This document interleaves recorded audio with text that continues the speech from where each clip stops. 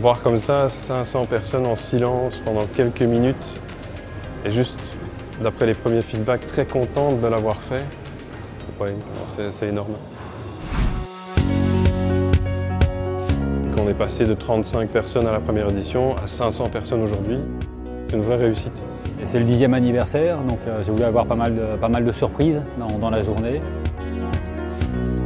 Le fait d'avoir aujourd'hui un libraire qui est ici, d'avoir du sketchnoting pendant la session de ce matin, d'avoir une animation réalité virtuelle avec la Vertigo en bas. Tout à l'heure, on va avoir un musicien jazz aussi qui va venir. Ce genre d'éléments un petit peu différents par rapport aux autres années, d'avoir ce côté effet de surprise pour les participants, essayer de se renouveler finalement chaque année.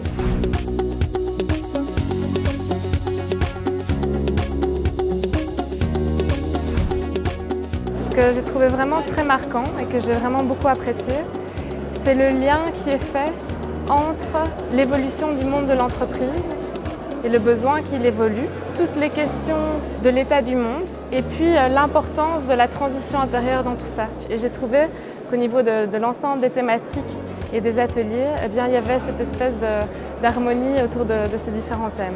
Quelque chose qui m'a très fort marqué, c'est plutôt quelqu'un, c'est Claude Aubry.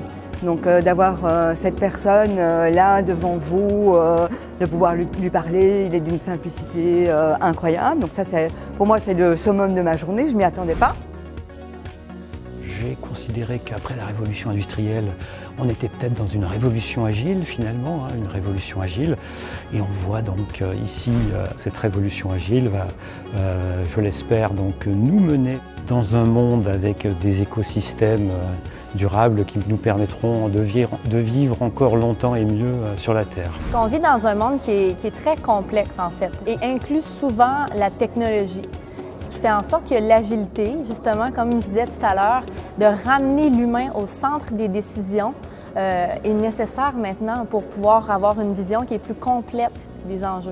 Je suis très content d'avoir trouvé une partenaire qui partage un petit peu mon humeur puis mon énergie. Et ça permet aussi de jouer, nous, avec cette dynamique dans la salle. On joue entre nous, on joue avec la salle.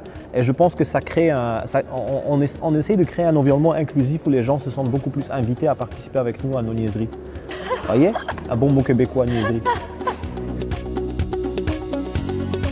Ça fait déjà 6-7 ans qu'on a cette dimension internationale-là. Ici, effectivement, c'est Montréal, c'est la Tunisie. Je pense qu'on est à un vrai cap pour le futur.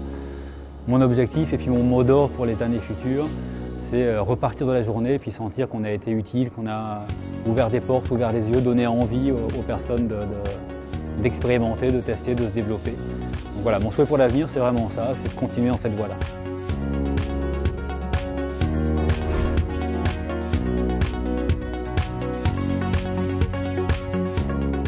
Je raccroche en fait des concepts d'agilité à ce que j'ai pu vivre dans les organisations depuis une vingtaine d'années et je n'en étais pas consciente avant de venir ici aujourd'hui.